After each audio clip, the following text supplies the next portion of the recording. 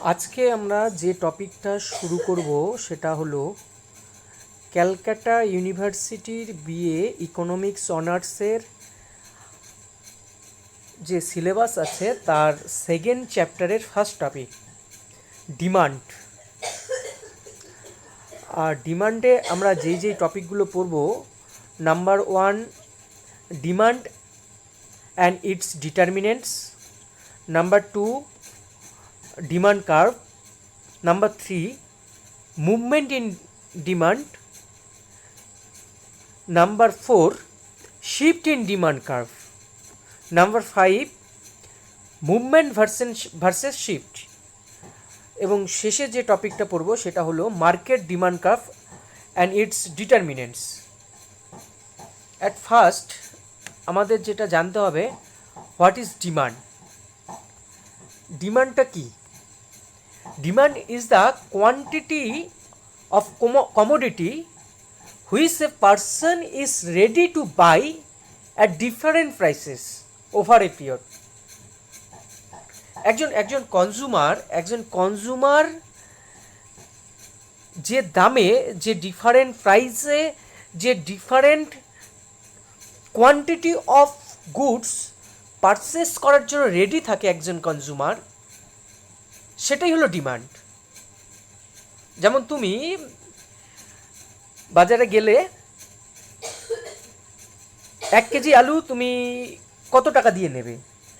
20 টাকা যদি কেজি হয় তাহলে তুমি কয় কেজি আলু কনজিউম করবে? যদি আলুর দাম বেশি হয়, 25 টাকা পার কিলো হয়, 25 রুপিস হলে তাহলে তুমি কম নেবে, তোমার তখন ডিমান্ডটা কমে যাবে। তো ডিমান্ডটা হলো, এটা একটা quantity. Demand is the quantity of commodity which a person ready to buy at different prices over a period.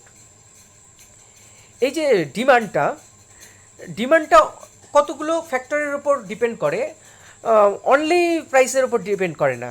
শুধুমাত্র যে প্রাইসের উপর ডিপেন্ড করবে এরকমটা না, সাথে সাথে আরও কিছু ডিটারমিনেন্ট আছে এই ডিমান্ডটাকে ডিটারমিন করার জন্য। কি সেগুলি হলো, নাম্বার ওয়ান,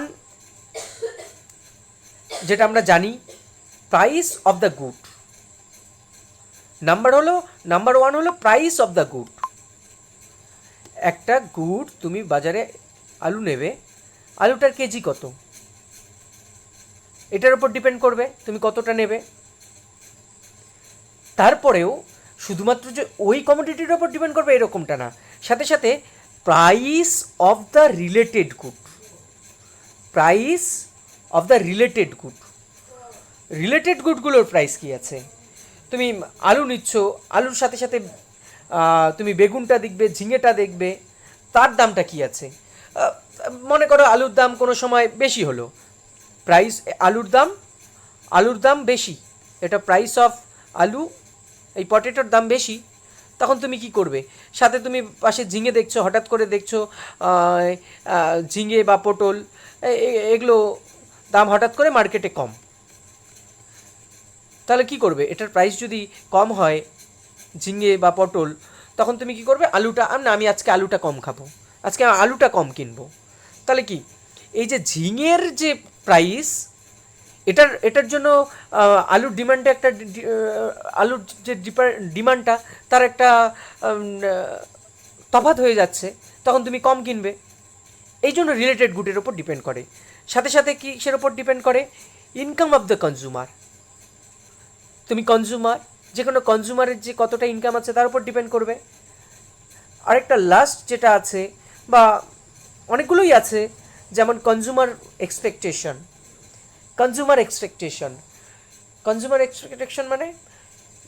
মানে ফিউচারে তুমি যে কমোডিটিটা মার্কেটে কিনতে যাচ্ছ, এই কমোডিটিটার ফিউচার প্রাইস কী আছে, ফিউচারে সাপ্লাই কী হতে পারে।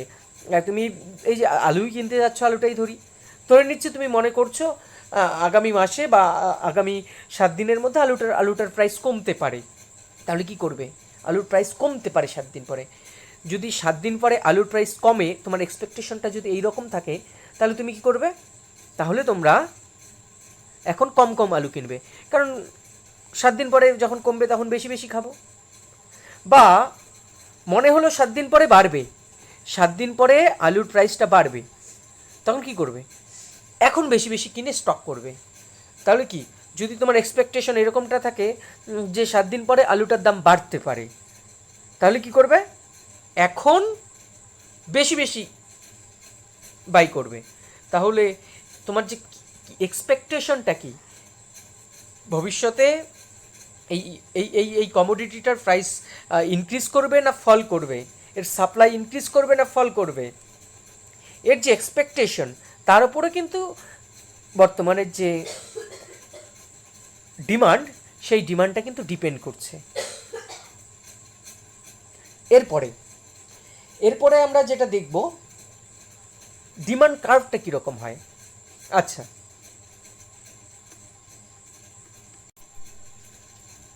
ডিমান্ড কার্ভটা কী করে ড্র করবে? ডিমান্ড কার্ভটা ড্র করার আগে তোমাকে জানতে হবে ডিমান্ড শিডিউলটা কী। আমরা ডিমান্ড কার্ভটা ড্র করার আগে আমরা ডিমান্ড শিডিউলটা জেনে নিই। What is demand schedule? এটা হলো ডিমান্ড শিডিউল। যখন এই কমোডিটিটার, এই যে কমোডিটি ধরে নাও এই পটেটো, এই কমোডিটিটার প্রাইস 5 রুপিস, তখন তুমি কতটা ডিমান্ড করছো? তখন তোমরা ডিমান্ড করছো 100 ইউনিট। যখন প্রাইসটা ইনক্রিজ করলো, যদি কোনো কমোডিটির প্রাইস ইনক্রিজ করে, তাহলে তোমরা কি বেশি বেশি ডিমান্ড করবে না কম ডিমান্ড করবে? অবশ্যই কম করবে। প্রাইস ইনক্রিজ করলো, তাহলে তোমরা ডিমান্ডটা কম করবে। তাহলে 100 ইউনিট থেকে কোয়ান্টিটির ডিমান্ডটা হয়ে গেল 75।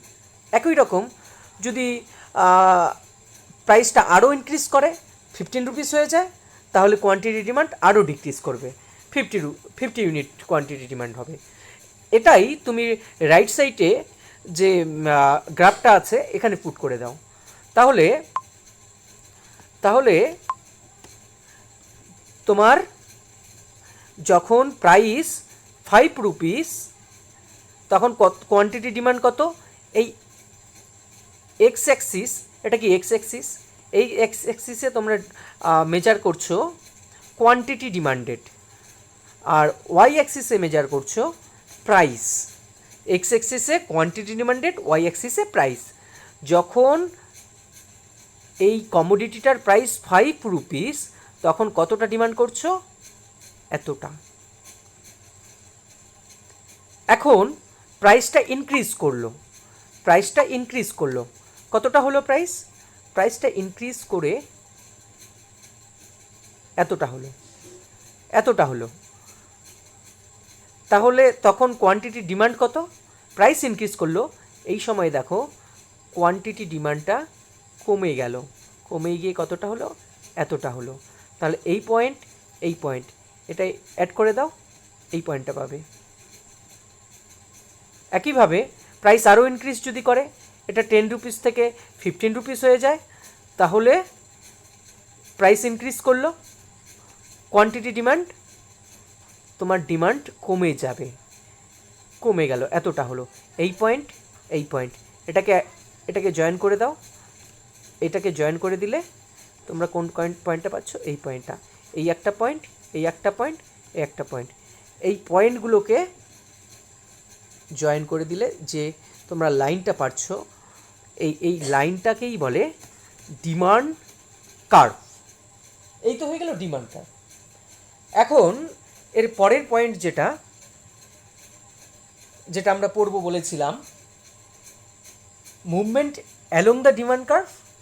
Number 2, shift in demand curve. কখন এই ডিমান্ড কার্ভটা শিফট করে রাইট সাইডে চলে যায়, কখন কোয়ান্টিটি ডিমান্ডটা এই ডিমান্ড কার্ভে এই ডিমান্ড কার্ভের মধ্যেই মুভমেন্ট করে, এটা আমরা জানবো। তাহলে তার আগে আমরা জানি what is movement along the demand curve, এবং কখন এই ডিমান্ড কার্ভটাতেই মুভমেন্ট করে।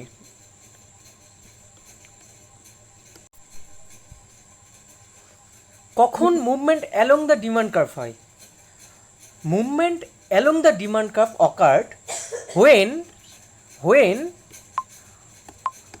the quantity demanded of a commodity change, quantity demanded of a commodity change due to change in prices of the commodity.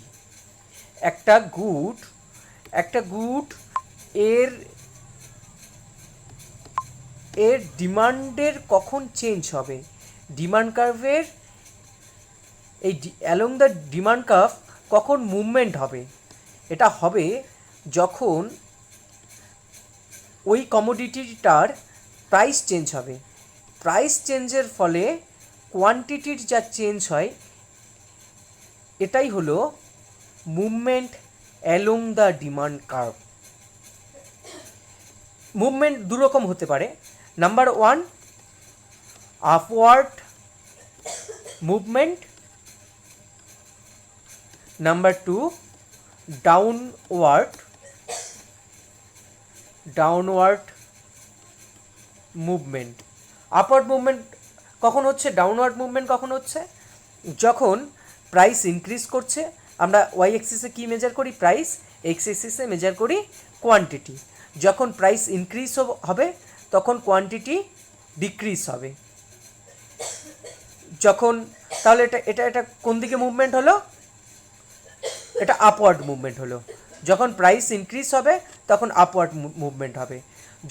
কখন ডাউনওয়ার্ড মুভমেন্ট হবে, যখন price decrease করবে। Price decrease করছে, তাহলে আগে এই পয়েন্টটা ছিল, ডিমান্ড কার্ভের এই পয়েন্টে ইকুইলিব্রিয়াম ছিল, প্রাইস কমলে কোয়ান্টিটি বাড়বে, তখন এই পয়েন্টে ইকুইলিব্রিয়াম হবে, তখন ডাউনওয়ার্ড মুভমেন্ট হবে। তাহলে ডিমান্ড কার্ভের মুভমেন্ট দুরকম হতে পারে, একটা upward movement and downward movement. এরপরে আমরা দেখব shift in the demand curve. আচ্ছা, তাহলে শিফট কখন হচ্ছে, change in the demand curve due to non price determinants is that price of the related good, income of the consumer, change in the taste and preferences of the consumer, etcetera. আচ্ছা, মার্কেটে বা কোনো একটা গুডের demand কী দিয়ে determinant হয়। Number 1 কী ছিল, number 1 ছিল price of the good, number 2 কী ছিল, price of the related good, number 3 কী ছিল, income of the consumer, number 4 কী ছিল, টেস্ট অ্যান্ড প্রেফারেন্সেস, তারপরে কী ছিল, এক্সপেকটেশন। এগুলো দিয়ে একটা গুডের ডিমান্ড ডিটারমিনেন্ট হয়। কিন্তু যদি প্রাইসটা ফিক্স থেকে আদার যে ডিটারমিনেন্টগুলো ছিল, ডিমান্ড ডিটারমিনেন্টগুলো ছিল, তাদের যদি কোনোটার চেঞ্জ আসে, তার ফলে ডিমান্ড কার্ভের মুভমেন্ট হবে না, ডিমান্ড কার্ভের ইকুইলিব্রিয়াম পয়েন্টের মুভমেন্ট হবে না। কি হবে, ডিমান্ড কার্ভটা শিফট করে যাবে। শিফট করে যদি কি হতে পারে, রাইটওয়ার্ড শিফট হতে পারে, লেফটওয়ার্ড শিফট হতে পারে, এরকম রাইটওয়ার্ড শিফট হতে পারে বা এইরকম ডাউনওয়ার্ড শিফট হতে পারে। কখন আপওয়ার্ড শিফট হবে, কখন ডাউনওয়ার্ড শিফট হবে। আচ্ছা, যদি price of the related good, আচ্ছা, তখন বলছিলাম আলুর দাম কার ওপর ডিপেন্ড করছে, পটলের ওপর। পটল কত করে, পটলের প্রাইস বেড়ে গেল, তখন কি হবে, আলুর ডিমান্ড বাড়বে। তার মানে কি, ডিমান্ড কার্ভ যদি এটা ইকুইলিব্রিয়াম থাকে, এটা ইকুইলিব্রিয়াম প্রাইস অ্যান্ড কোয়ান্টিটি, এটা কিসের, এটা পটেটোর ইকুইলিব্রিয়াম প্রাইস অ্যান্ড কোয়ান্টিটি। এখন পটলের দাম ইনক্রিজ করলো, তাহলে কি হবে, তাহলে আলুর ডিমান্ড বেড়ে যাবে। মানে কি, এই দিকে যাবে ইকুইলিব্রিয়াম পয়েন্টটা, না এই দিকে যাবে না, এটা শিফট করে যাবে, ডিমান্ড কার্ভটা শিফট করে রাইটওয়ার্ড চলে যাবে, রাইটওয়ার্ডে শিফট হবে। আচ্ছা, ইনকাম অফ দ্য কনজিউমার, কোন কনজিউমারের যদি ইনকাম বেড়ে যায় তাহলেও ডিমান্ড কার্ভ রাইটওয়ার্ড শিফট হবে। আবার যদি কনজিউমারের ইনকাম ডিক্রিজ করে তাহলে কি হবে, ডিমান্ড কার্ভ লেফট শিফট হবে। এটাই হলো movement shift in the demand curve. এটা হলো shift in the demand curve. আর এর আগে আমরা যেটা পড়েছিলাম movement along the demand curve, এটা ছিল এই রকম, ডিফারেন্ট প্রাইসে different quantity of good consume করছে একজন কনজিউমার, তখন ইকুইলিব্রিয়াম পয়েন্টগুলোর চেঞ্জ হচ্ছে। এটার ইকুইলিব্রিয়াম পয়েন্টটা আপওয়ার্ড মুভমেন্ট হচ্ছে বা ডাউনওয়ার্ড মুভমেন্ট হচ্ছে।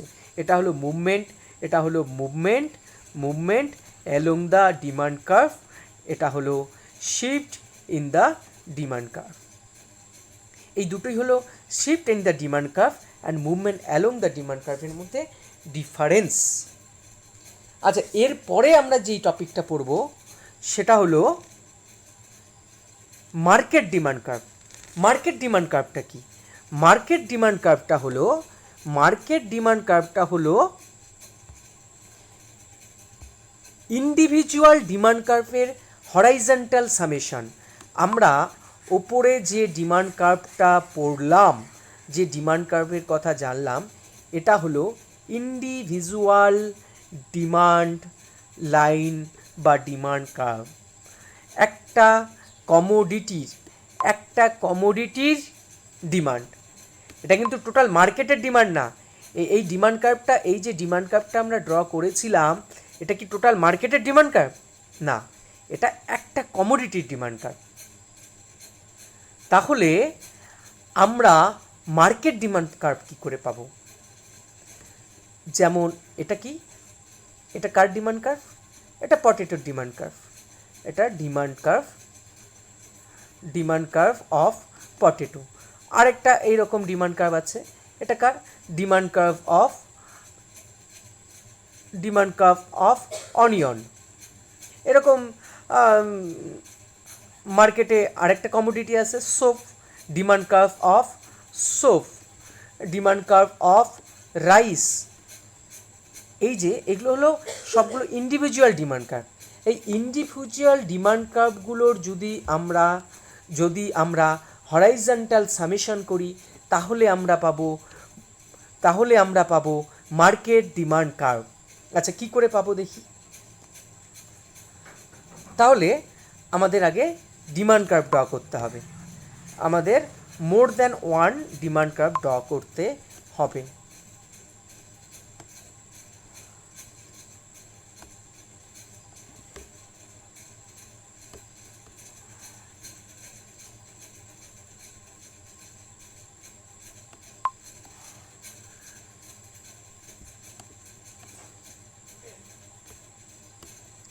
আচ্ছা, আমরা একটা গ্রাফেই দুটো ডিমান্ড কার্ভ ড্র করতে পারি। এটা একটা ডিমান্ড কার্ভ, আমরা আরেকটা ডিমান্ড কার্ভ ড্র করতে পারি। এটা একটা ডিমান্ড কার্ভ। এই হলো দুটো ডিমান্ড কার্ভ। আমরা এই ওয়াই অ্যাক্সিসে প্রাইস, এক্স অ্যাক্সিসে কোয়ান্টিটি মেজার করছি। তাহলে এই যে দুটো ডিমান্ড কার্ভ, এটা একটা ডিমান্ড কার্ভ আর এটা একটা ডিমান্ড কার্ভ। এই দুটো ডিমান্ড কার্ভ আমরা যদি সাম করি, হরাইজন্টাল সামেশন করি এদের, তাহলে আমরা পাবো মার্কেট ডিমান্ড কার্ভ। কি করে পাবো? আমরা যদি এখানে এতটা কি, এটা একটা ডিমান্ড কার্ভ, আমি ধরে নিলাম এটা ডিমান্ড কার্ভ অফ সোপ, আর এটাকে ধরে নিলাম ডিমান্ড কার্ভ অফ পটেটো। তাহলে আমরা হরাইজন্টাল সামেশন কি করে করব? এখানে কতটা, এই প্রাইসে কতটা কোয়ান্টিটি ডিমান্ড করা হচ্ছে? এতটা কোয়ান্টিটির সোপ ডিমান্ড করা হচ্ছে। তাহলে আবার এই প্রাইসে এতটা কোয়ান্টিটি এই প্রাইসে আমরা এতটা কোয়ান্টিটি, মানে সেম প্রাইস আমি ধরে নিচ্ছি এখানে সেম প্রাইস, এই সেম প্রাইসে এতটা কোয়ান্টিটি, এই সেম প্রাইসেই এতটা কোয়ান্টিটি পটেটো ডিমান্ড করা হচ্ছে। তাহলে এই সেম প্রাইসে, তার মানে আমরা যদি এদিক দিয়ে আসি, তাহলে সেম প্রাইস কোনটা? এটা সেম প্রাইস P0, এটাও ধরি P0, এটাও P0। এই P0 প্রাইসে এতটা এতটা এতটা সোপ ডিমান্ড করা হচ্ছে, এতটা পটেটো ডিমান্ড করা হচ্ছে, এতটা পটেটো আর এতটা সোপ। তাহলে এতটা, এই দুটো লাইন যদি আমরা অ্যাড করে দিই তাহলে কত দূর যাবে? এতটা হলো সোপ, তারপর আবার এতটা পটেটো। আবার এখানেও যদি একইভাবে আমরা সাম করি, এখানেও যদি আমরা একইভাবে সাম করি এই দুটো পয়েন্টের, তাহলে কত দূর যাবে? তাহলে যাবে এত দূর চলে যাবে। তার ওপরে যদি আমরা সাম করি এখানে এই প্রাইসে, তাহলে এতটা চলে যাবে। একইভাবে এখানে কি, এখানেও সাম করলে অনেকটা চলে যাবে। এইভাবে এই পয়েন্টগুলো যদি আমরা, এই পয়েন্টগুলোকে যদি আমরা থেকে একটা লাইন ড্র করি, এই পয়েন্টগুলোকে যদি জয়েন করে দিই, একটা লাইন ড্র করি, তাহলে আমরা একটা ডিমান্ড কার্ভ পেলাম। এটাই হলো মার্কেট ডিমান্ড কার্ভ। আর একটা কথা মনে রাখবে, এই মার্কেট ডিমান্ড কার্ভের স্লোপটা always less than individual demand line. Market demand lines slope is always less than individual demand line. এই ডিমান্ড কার্ভের স্লোপটা সব সময় অনেক কম হবে ইন্ডিভিজুয়াল ডিমান্ড কার্ভের থেকে। এই পুরোটাই হলো ডিমান্ড কার্ভ। আমরা কি পড়লাম? প্রথমে পড়লাম ইন্ডিভিজুয়াল ডিমান্ড কার্ভ বা ডিমান্ড লাইন, এরপরে আমরা পড়লাম মার্কেট ডিমান্ড কার্ভ।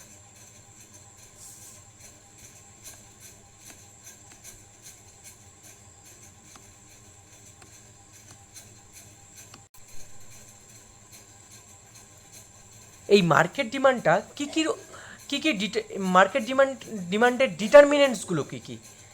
অবশ্যই মার্কেট ডিমান্ডের যে ডিটারমিনেন্টসগুলো আছে, যে ডিটারমিনেন্টসগুলো দিয়ে মার্কেট ডিমান্ডটা আমরা পাই, এটা অবশ্যই ইন্ডিভিজুয়াল ডিমান্ড কার্ভের ডিটারমিনেন্টসগুলো আছেই, সাথে সাথে মার্কেট ডিমান্ডের আরও কতগুলো এক্সট্রা ডিটারমিনেন্টস আছে। নাম্বার ওয়ান, আমরা যেগুলো আছি দুই একটা বলছি। Number one population. Number two season and weather. Number three season and weather.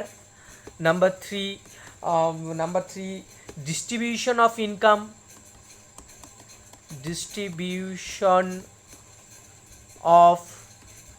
Income. কী করে?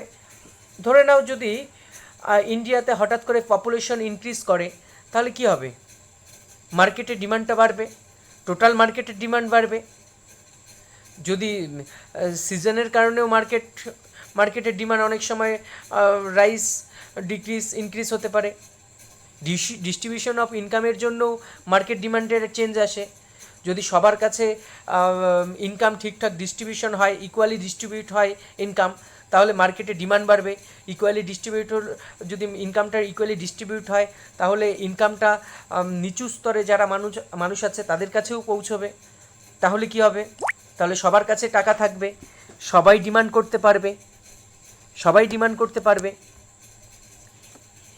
আবার যদি ইকুয়ালি ডিস্ট্রিবিউট না হয়, যদি শুধু ধনীদের কাছে টাকা থাকে, তাহলে ডিমান্ড কমে যাবে, কারণ সবার কাছে নেই তো টাকা, কী করে ডিমান্ড হবে?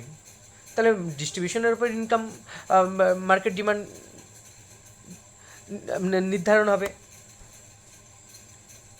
এই পুরোটাই ছিল অল অ্যাবাউট ডিমান্ড।